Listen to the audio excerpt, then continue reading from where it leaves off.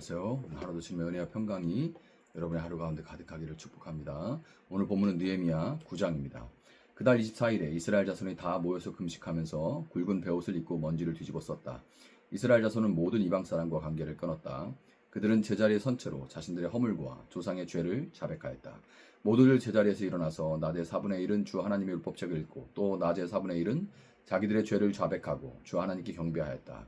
단 위에는 레위 사람 예수와 바니와 간미엘과 스바냐와 분니와 세레베와 바니와 그나니가 올라가서 주 하나님께 큰 소리로 부르짖었다. 레위 사람인 예수와 간미엘과 바니와 하삼느야와 세레베와 호디야와 스바냐와 부다히야가 외쳤다. 모두 일어나서 주 너희 하나님을 찬양하여라. 영원전부터 영원까지 주님의 영화로운 이름은 찬양을 받아 마땅합니다. 어떠한 찬양이나 송축으로도 주님의 이름을 다 기릴 수가 없습니다. 주님만이 홀로 우리의 주님이십니다. 주님께서는 하늘과 하늘 위의 하늘과 거기에 딸린 별들을 지으셨습니다. 땅과 그 위에 있는 온갖 것, 바다와 그 안에 있는 온갖 것들을 지으셨습니다. 주님께서는 이 모든 것에게 생명을 주십니다. 하늘의 별들이 주님께 경배합니다. 주 하나님께서는 아브라함을 택하시어 바빌로니아의 우르에서 이끌어내시고 그의 이름을 아브라함이라고 붙여서 부르셨습니다. 아브라함의 마음이 주님 앞에서 진실함을 아시고 가나안 사람과 헷 사람과 아모리 사람과 브릿 사람과 여부 사람과 기르갓 사람의 땅을 그 자손에게 주시겠다고 그와 언약을 세우셨습니다. 주님께서는 의로우셔서 말씀하신 것을 지키셨습니다. 주님께서는 우리 조상이 이집트에 고난받는 것을 보시고 홍해에서 부르짖을 때에 들어주셨습니다. 이집트 사람들이 우리 조상을 업신여기는 것을 아시고 이적과 기사를 베푸셔서 바로와 그의 모든 신하와 그 나라 온 백성을 치셨으며 그때 떨치신 명성이 오늘까지 이릅니다. 조상 앞에서 바다를 가르시고 그들이 바다 한가운데를 마른 땅처럼 지나가게 하셨지만 뒤쫓는 자들은 깊은 바다에 돌이 잠기듯이 거센 물결에 잠기게 하셨습니다. 낮에는 구름 기둥으로 그들을 이끌어 주시고 밤에는 불 기둥으로 그들이 가는 길을 밝히 비추어 주셨습니다. 몸소 시내 산에 내려오시며 하늘에서 그들에게 말씀하셔서 바른 규례와 참된 율법, 좋은 율례와 계명을 주셨습니다. 주님의 거룩한 안식을 알려주시고 주님의 종 모세를 시키셔서 계명과 규정과 율법을 가르쳐 주셨습니다. 굶주릴까봐 하늘에서 먹거리를 내려주시고 목마를까봐 바위에서 물이 솟아나게 하셨습니다. 주님께서 손을 들어 맹세하며 주시겠다고 한 그 땅에 들어가서 그곳을 차지하라고 말씀하셨습니다. 그러나 우리 조상은 거만하여 목이 뻣뻣하고 고집이 세어서 주님의 명령을 지키지 않았습니다. 주님께서 복종하기를 거부하고 주님께서 보여주신 그 놀라운 일들을 곧 잊었습니다. 뻣뻣한 목에 고집만 세워서 종살이하던 이집트로 되돌아가려고 반역자들은 우두머리를 세우기까지 하였습니다. 그러나 주님은 용서하시는 하나님 은혜로우시며 너그러우시며 좀처럼 노여워하지 않으시며 사랑이 많으셔서 그들을 버리지 않으셨습니다. 더욱이 우리 조상은 금부치를 녹여서 송아지상을 만들고는 우리 이집트에서 이끌어내신 우리의 하나님이다 하고 외치고 주님을 크게 모독하였습니다. 그런데도 주님께서는 언제나 그들을 불쌍히 보셔서 차마 그들을 광야에다가 내다버리지 못하셨습니다. 낮에는 줄곧 구름 기둥으로 그들을 이끌어 주시고 밤에는 불 기둥으로 그들이 가는 길을 밝히 비추어 주셨습니다. 선한 영을 주셔서 그들을 슬기롭게 하셨습니다. 그들의 입에 만나가 끊이지 않게 하시며 목말라 할 때에 물을 주셨습니다.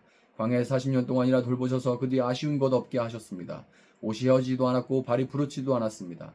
여러 나라 민족들을 우리 조상에 굴복시키셔서 우리 조상의 시온 땅 곧 헤스본 왕의 땅과 바산 왕 옥의 땅을 차지하고 그것을 나누어서 변방으로 삼았습니다. 주님께서는 우리 조상의 자손을 하늘의 별만큼이나 불어나게 하시고 조상들에게 말씀하신 땅으로 인도하셔서 그곳을 차지하게 하셨습니다. 자손이 들어가서 그 땅을 차지할 때 그 땅에 살던 가나안 사람들을 그 자손에게 굴복시키고 왕들과 그 땅의 백성마저 자손이 좋을 대로 하게 하셨습니다. 자손은 요새화된 성체들과 기름진 땅을 차지하였습니다. 온갖 좋은 것으로 가득 찬 집과 이미 파놓은 우물과 포도원과 올리브밭과 과일이 흐드러지게 열리는 나무를 차지하였습니다.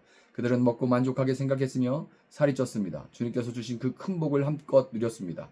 그런데도 그들은 순종하지 않고 오히려 주님께 반역하였으며 주님께서 주신 율법을 등졌습니다. 주님께로 돌아가라고 타이르던 예언자들을 죽이기까지 하였습니다. 이렇듯 엄청나게 주님을 욕되게 하였습니다. 주님께서는 그들을 원수들의 손에 내맡기시어 억압을 받게 하셨습니다.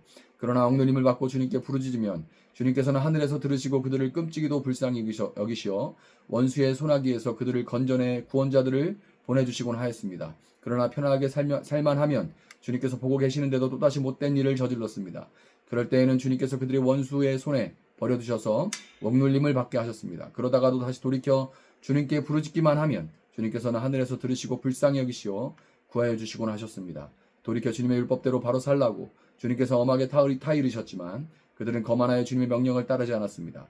지키기만 하면 살게 되는 법을 주셨지만 오히려 그 법을 거역하여 죄를 지었습니다. 주님께 등을 돌리고 목이 뻣뻣하여 고집을 버리지 못하였으며 복종하지 않았습니다. 그러나 주님께서는 여러 해 동안 참으셨습니다. 예언자들을 보내시어 주님의 영으로 타이르셨지만 사람들은 귀도 기울이지 않았습니다. 하는 수 없이 주님께서 그들을 여러 나라 백성에게 넘기셨습니다. 그러나 주님께서는 은혜로우시며 사람을 불쌍히 여기시는 하나님이시기에 그들을 끔찍이도 불쌍히 여기셔서 멸망시키지도 않으시고 버리지도 않으셨습니다. 우리 하나님이 위대하고 강하고 두렵고 한 번 세운 언약은 성실하게 지키시는 하나님, 아시리아의 왕들이 쳐들어온 날로부터 이날까지 우리가 겪은 환난을 우리의 왕들과 대신들과 제사장들과 예언자들과 조상들과 주님의 모든 백성이 겪은 이 환난을 작게 여기지 마십시오. 우리에게 이 모든 일이 닥쳐왔지만 이것은 주님의 잘못이 아닙니다. 잘못은 우리가 저질렀습니다. 주님께서는 이를 올바르게 처리하셨습니다. 우리 왕들과 대신들과 제사장들과 조상들은 주님의 율법을 따르지 않았습니다. 주님의 계명에 귀를 기울이지도 않고 타이르시는 말씀도 듣지 않았습니다. 그들은 나라를 세우고 주님께서 베푸신 큰 복을 누리면서도 눈앞에 펼쳐주신 넓고 기름진 땅에 살면서도 주님을 섬기지도 않고 악한 길에서 돌이키지도 않았습니다. 그러나 보십시오. 오늘 이처럼 우리는 종살이를 합니다. 다른 것도 아니고 좋은 과일과 곡식을 먹고 살라고 우리 조상에게 주신 바로 그 땅에서 우리가 종이 되었습니다. 땅에서 나는 풍성한 소출은 우리의 죄를 벌하시려고 세운 이방 왕들의 것이 되었습니다. 그 왕들은 우리의 몸뚱이도 우리의 가축도 마음대로 부립니다. 이처럼 우리는 무서운 고역을 치르고 있습니다. 이 모든 것을 돌이켜본 뒤에 우리는 언약을 굳게 세우고 그것을 글로 적었으며 지도자들과 레위 사람들과 제사장들이 그 위에 서명하였습니다. 아멘. 자, 여러분과 저는 모두 크고 작은 조직들에 속해서 살아갑니다. 그 조직들은 크기도 다를 것이고 가정처럼 좀 거의 느슨한, 아주 느슨한 그런 구조가 없다시피 한 그런 구조를 가지고 있기도 하고, 또 군대처럼 강력한 위계 질서를 가진 조직도 있을 겁니다. 이처럼 다양한 조직들은 각각 차이를 갖고 있지만 모든 조직이 가진 공통점이 있는데 그것은 어느 조직에나 리더가 있다는 겁니다. 가정이면 가장이 있는 것이고 군대라면 대장이 있는 것이죠. 그리고 크고 작고 강하고 느슨한 모든 조직들 가운데 활발하게 잘 기능하는 조직들의 공통적인 특징은 리더가 책임을 질 줄 안다는 거예요. 모든 조직엔 리더가 있고 활발하게 잘 기능하는 조직들은 그 리더가 책임을 질 줄 안다는 특징을 가지고 있습니다.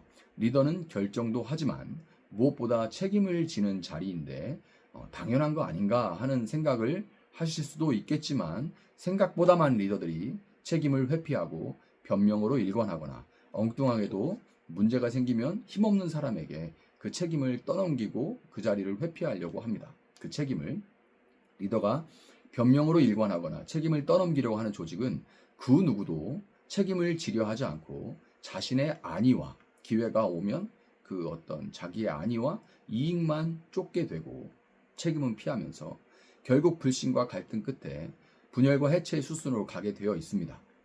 만약 구약에서 하나님 나라의 모습을 보여주는 이스라엘 공동체라는 조직이 이런 모습을 보이게 된다면 어떻게 됐겠습니까? 실제로 이스라엘 공동체는 바벨론이라는 거대한 외부의 적이 있음에도 불구하고 책임을 지는 리더가 없이 철저하게 무너져 해체됐던 그런 경험이 있죠. 그런데 오늘 본문은 느헤미야와 에스라라는 걸출한 리더를 중심으로 한 포로 귀한 공동체가 견고하게 서서 역동적으로 기능하는 모습을 보여주고 있는데요. 느헤미야와 에스라는 레위인들을 따로 세워 리더십을 나눴습니다.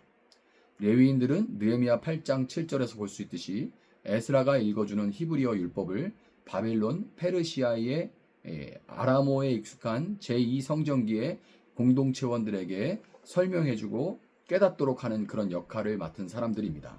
레위인들에 의해서 포로 귀한 공동체는 하나님의 말씀을 깨닫고 하나님을 향한 믿음과 그분의 나라를 위한 소명을 든든히 할 수가 있었던 거예요. 그런데 그 레위인 리더들이 일어나 회중들 앞에서 하나님을 찬양함과 동시에 하나님 앞에 자신들이 져야 할 책임을 인정하면서 기도하는 모습을 보여줍니다. 그들은 앞선 세대의 축복과 실패를 모두 자신들의 것으로 규정해요. 오늘 자신들의 형편과 처지에 대해 변명하지도 않고 그것이 하나님의 계시된 뜻과 하나님의 본성에 반해서 지은 죄로 인한 것이라는 것을 인정한 것이죠. 받아들인 거예요. 그들의 기도는 현재 세대를 과거에 하나님의 은혜를 받았던 사람들과 일직선상에 세움으로써 다시 한번 알 수 없는 미래를 하나님께 맡기고 하나님 앞에서 자신들의 사명을 책임감 있게 감당할 것을 천명하는 그런 것이었습니다.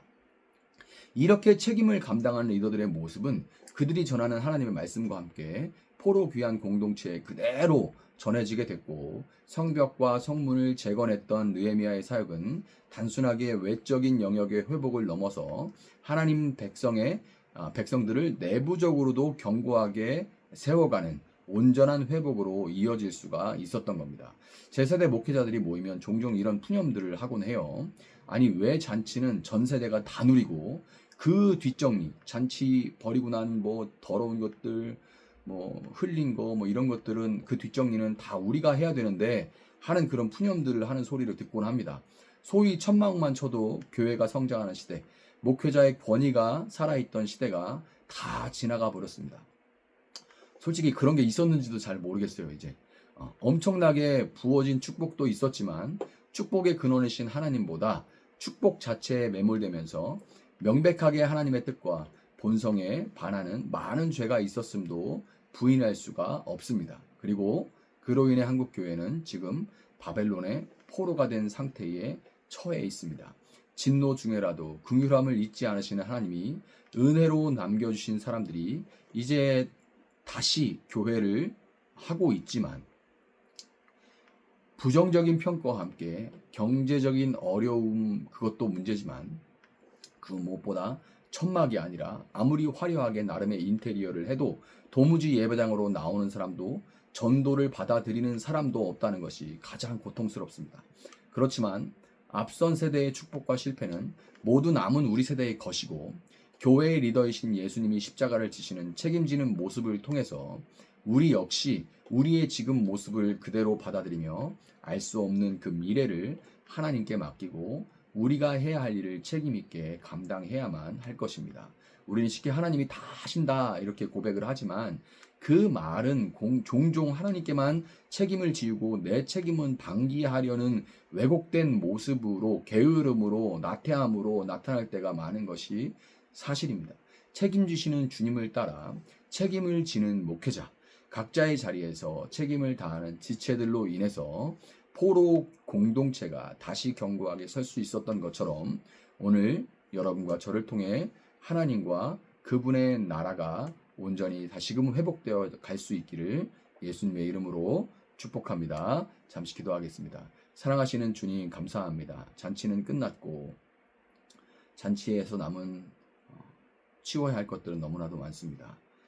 그 치워야 될 것들에서 썩는 냄새들이 나서 사회로부터 오히려 교회가 지탄을 받고 있는 처지에 있고, 교회는 세상의 힘에 짓눌려 바벨론의 포로가 된 상태에 처해 있습니다. 여전히 교회가 세상의 헤게모니를 좌지우지할 수 있을 것처럼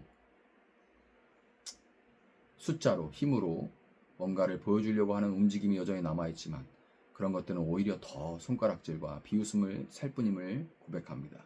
지금은 이전 세대의 축복과 이전 세대의 잘못들을 그대로 겸허하게 받아들이며 그들과 우리를 일직선상에 두고 이제 알 수 없는 미래를 향해 주님 앞에서 묵묵히 책임을 감당해야 되는 그런 시대임을 고백합니다. 하나하나 쓸고 닦고 하나하나 버려버리고 하나하나 다시금 깨끗하게 하면서 그 위에 세워져 갈 수 있는, 온전히 세워져 갈 수 있는 그런 교회의 모습들이 되어줄 수 있도록 좀 도와주시길 원합니다. 한 사람 한 사람이 하나님이 다 하셨다 라고 고백하는 그 고백 속에 하나님이 다 하시기에 하나님과 함께 책임을 감당한다는 진정한 고백이 담겨 있을 수 있도록 주님 도와주시고, 다시금 눈물로 자기 자리를 지키고 헌신할 수 있는 사람들이 세워져 갈 수 있게 하시고, 이제 남은 자들이 전으로 모였을 때에 서로 헐뜯고 누가 크냐를 다투기보다 세워가고 위로하고 격려하고 함께 교회를 세워갈 수 있도록 주님, 사랑하는 한국교회를 붙들어 주시기를 원합니다. 그리고 이 말씀을 듣고 예배하는 모든 우리 성도들이 그 자리에서 하나님의 아름다우심을 찬양하며 주님 가신 그 길을 따라갈 수 있는 귀한 성도들을 세워져 갈 수 있도록 주님 함께하여 주시옵소서. 감사하며 예수님의 이름으로 기도합니다. 아멘. 오늘 주신 말씀 붙들고 계속해서 기도합니다.